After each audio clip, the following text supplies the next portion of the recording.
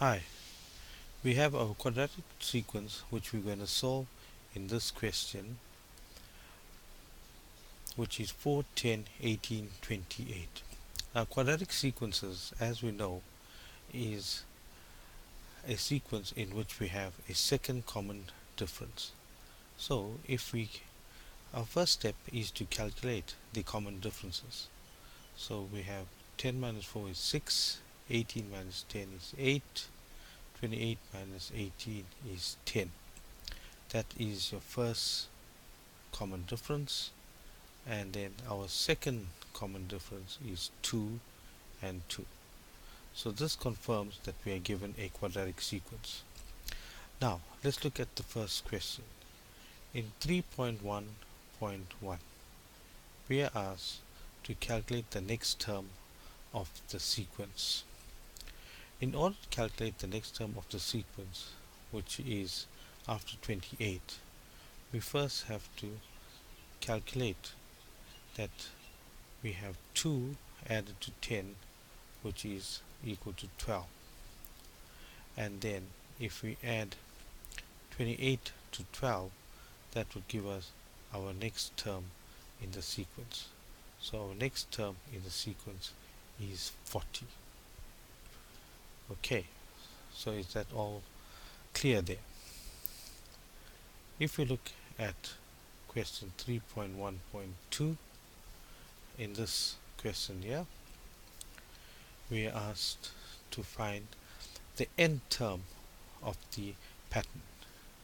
Now just to recall our notes on quadratic sequences, we know that the general term is Tn equal to an squared plus bn plus c, and we know that this sequence we follow to find the general term is 2a is equal to the second difference. You got to remember these steps. Then we know that term 2 minus term 1 is equal to 3a plus 3b, and lastly term 1 is equal to a plus b plus c. I call these the three golden steps that you would need to calculate the general term of the sequence.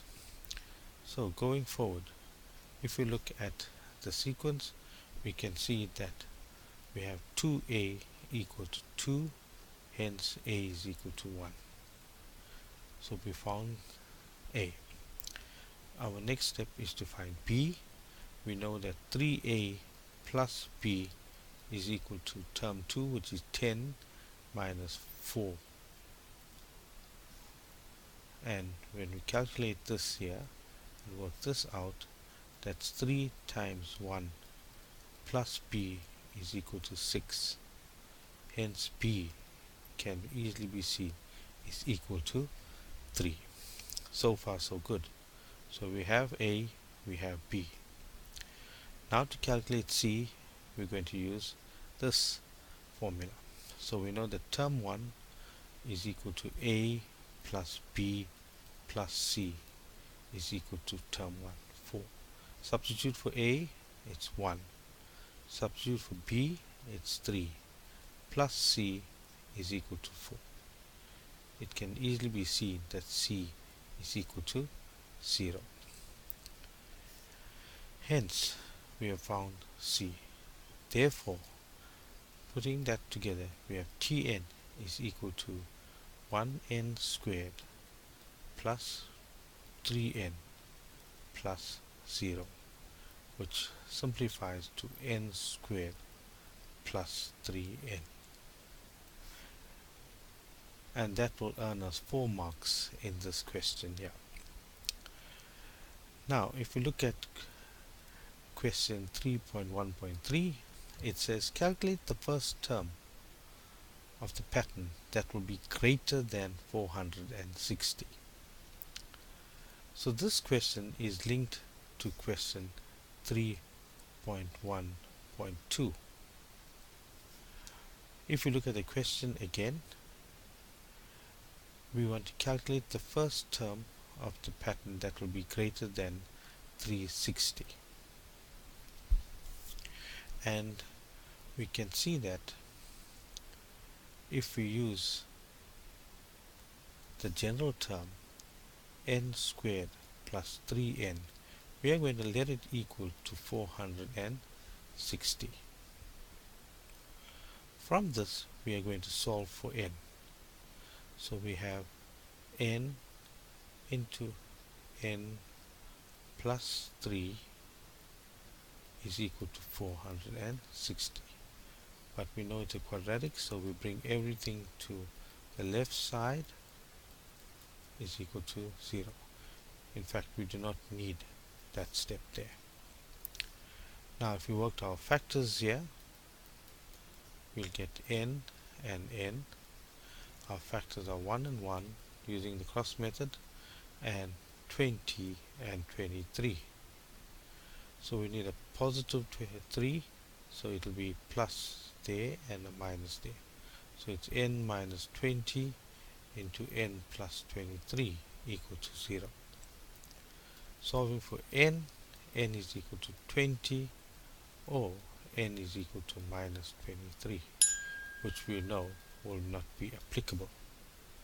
Now this means that when n is equal to 20, that will give us a term equal to 460. The 20th term is equal to 460. Therefore, n is equal to 21 will be the 21st term that will be greater than 460 in the sequence. To calculate its value of that term, we get T21 is equal to 21 squared plus 3 times 21, and that gives us a total of 504. And this shows us that this term is greater than 460. And this is how we would get our marks, 4 marks in question 3.1.3, carrying 4 marks. I hope you enjoyed that, and we will see you later for our next video in our series of Great Expectation tuitions. Thank you very much.